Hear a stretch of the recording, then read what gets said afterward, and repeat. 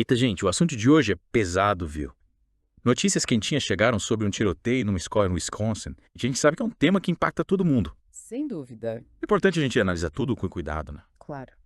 Com muita cautela, buscando informações de fontes confiáveis e fugindo do sensacionalismo, a gente vai destrinchar tudo para entender o que rolou e quais as possíveis implicações passo a passo com vocês. Então, vocês estão ligados nessa história do tiroteio na Abundant Life Christian School, Tá. em Madison, Wisconsin. Essa escola tem alunos desde o jardim de infância até o ensino médio, saca? É mesmo. Dá até um frio na espinha pensar que um lugar que deveria ser um refúgio seguro para as crianças e adolescentes virou palco de uma tragédia. Pois é.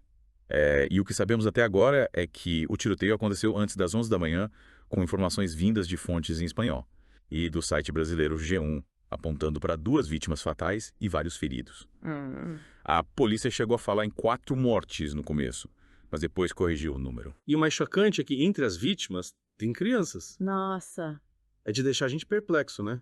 A gente se pergunta, como garantir a segurança dos nossos jovens num mundo onde nem a escola é mais um lugar seguro? É uma pergunta que muita gente está se fazendo, e com razão. A declaração do chefe de polícia de Madison, Sean Barnes, confirma que o atirador era um aluno da escola, menor de idade, e que ele morreu lá por um tiro auto-infligido. Caramba. Isso adiciona uma camada de complexidade à tragédia, né? É difícil até processar essa informação. Um aluno, um jovem, tirando a vida de outras pessoas, incluindo crianças, e depois a sua própria. É. Que motivações, que dores, que desespero podem levar alguém a cometer um ato tão extremo? É o que os investigadores vão tentar desvendar nos próximos dias, nas próximas semanas. Enquanto isso, a polícia pede para a gente evitar a área.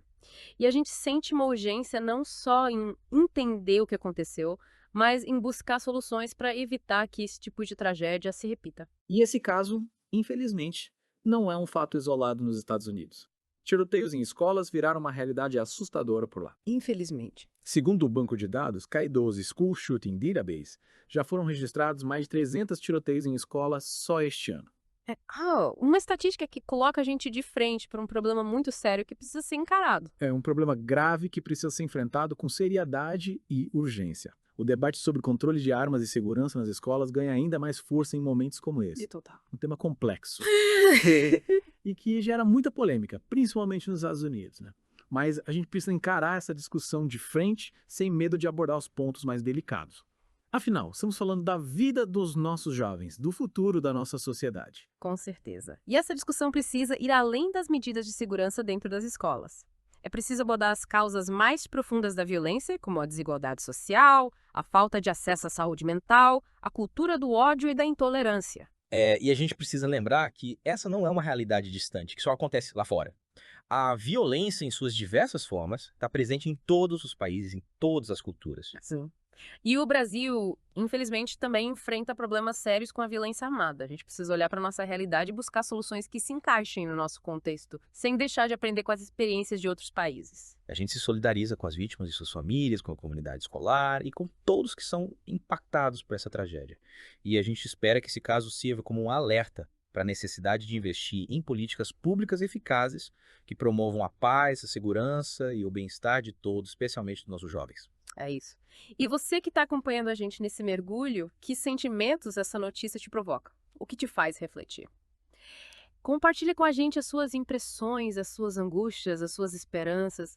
A sua voz é importante para construir um debate rico e plural sobre esse tema tão urgente. E quando a gente fala em buscar soluções, a gente tem que ter em mente que não existe fórmula mágica, né?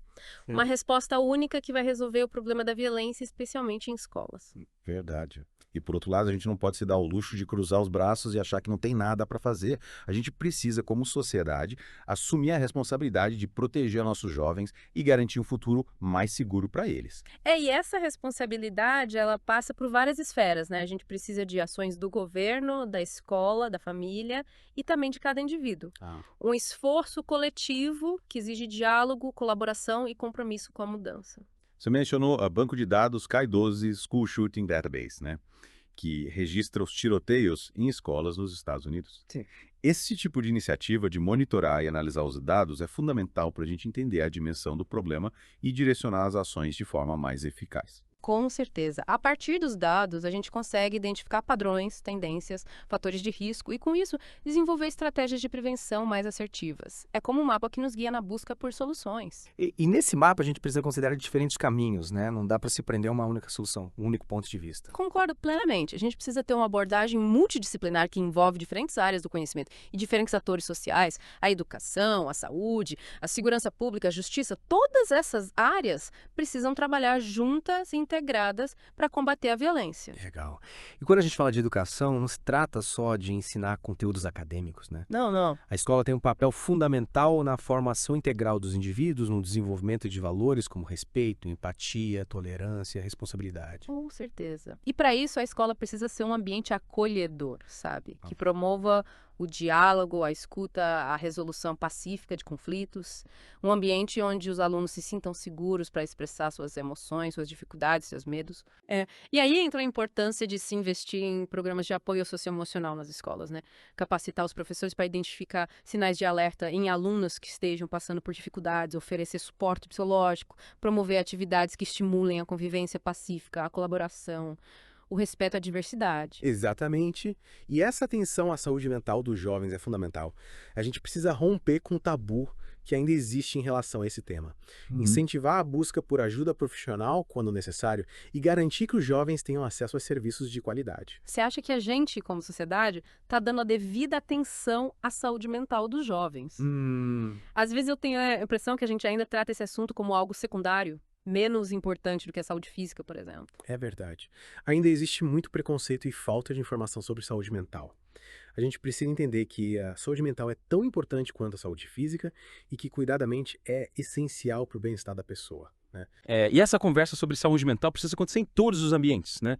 Na escola, na família, nos grupos de amigos, nas redes sociais. A gente precisa criar uma cultura de acolhimento, de apoio, de escuta, para que os jovens que estejam passando por dificuldades se sintam à vontade para pedir ajuda. Sem dúvida. E a gente, como adultos, a gente precisa dar o exemplo, né? Mostrar para os jovens que é normal ter emoções, que é normal sentir tristeza, medo, ansiedade e que pedir ajuda não é sinal de fraqueza, mas sim de força, de autocuidado.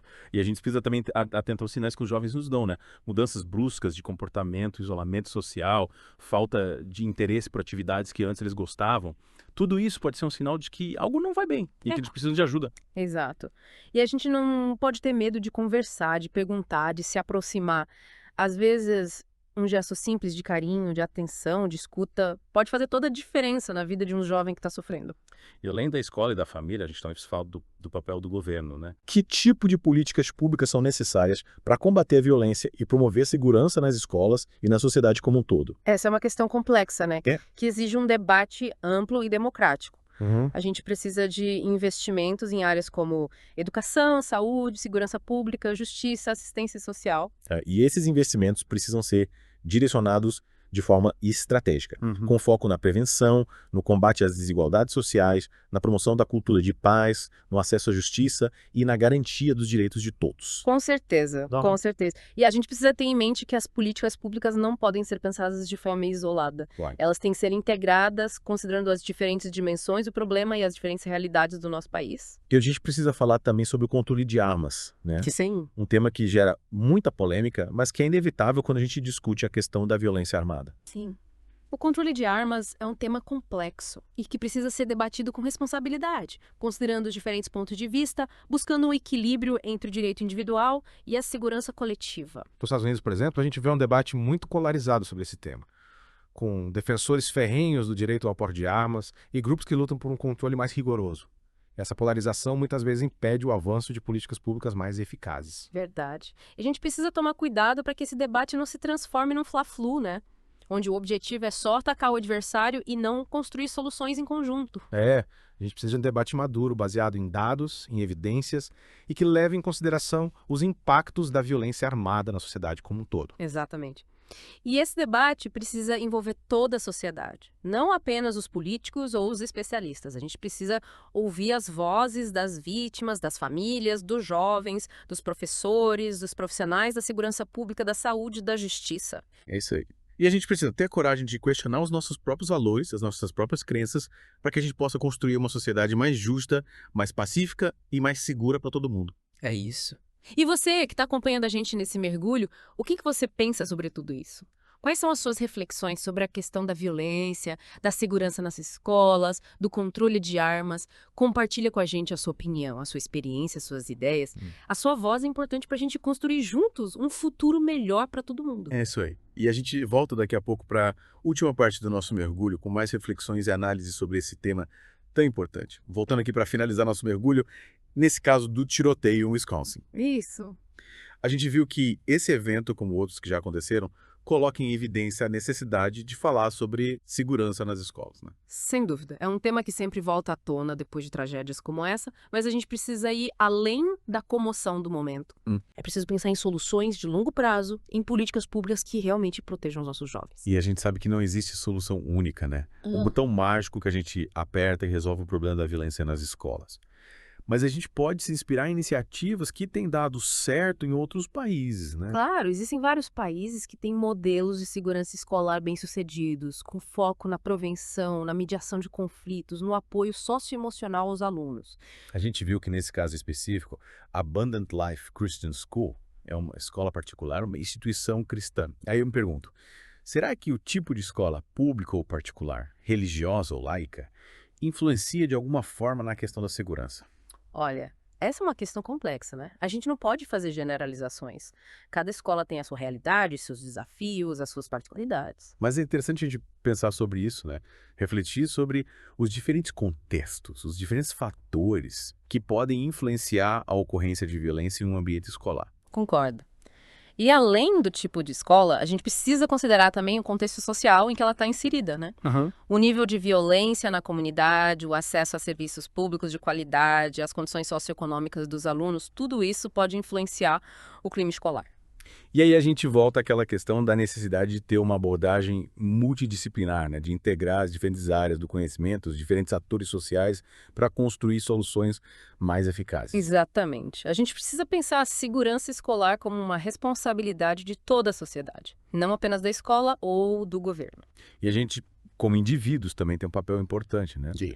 A gente pode se engajar em debates sobre políticas públicas, se voluntariar em projetos sociais que trabalham com jovens, se informar sobre os diferentes aspectos da violência, conversar com nossos filhos, com nossos amigos, com nossos vizinhos, sobre a importância da cultura de paz, do respeito à diversidade, da resolução pacífica de conflitos. Com certeza, cada um de nós pode fazer a sua parte para construir um mundo mais seguro, mais justo para todos. E no final do dia, o que fica pra gente é a esperança, né? A crença de que, apesar de todas as dificuldades, a gente pode construir um futuro melhor para os nossos jovens. Exatamente, a gente não pode perder a esperança. A gente precisa continuar lutando por um mundo onde a violência não tenha mais espaço, onde a escola seja um lugar de aprendizado, de crescimento, desenvolvimento, de paz. É isso aí. E você que acompanhou a gente nesse mergulho, o que leva de aprendizado? Que reflexões você faz a partir desse caso? Que ações você se sente inspirado a tomar? A gente convida a continuar esse debate nas redes sociais, nos comentários, a compartilhar suas ideias, suas angústias, suas esperanças. Porque juntos a gente pode construir um futuro mais seguro, mais justo para todos. É isso aí. E a gente se despede por aqui, agradecendo a sua companhia nesse mergulho tão importante. A gente espera que essa conversa tenha te provocado, te inspirado a buscar mais informações, a se engajar na luta por um mundo melhor. A gente te espera no próximo mergulho com mais temas relevantes e instigantes.